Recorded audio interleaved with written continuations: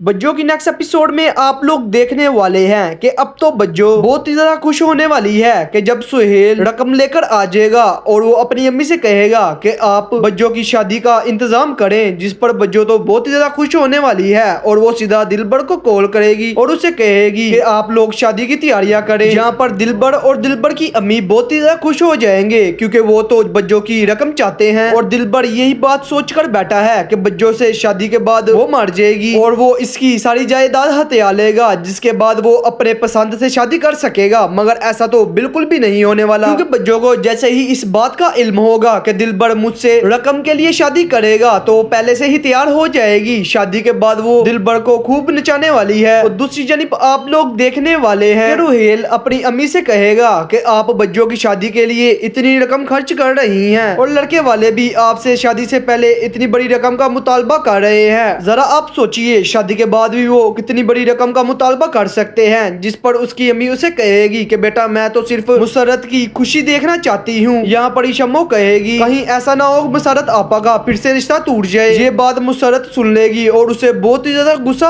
आएगा और वो शम्मो की चुटियां मोड़ देगी। मजीद अपडेट्स के लिए चैनल को सब्सक्राइब कर ले।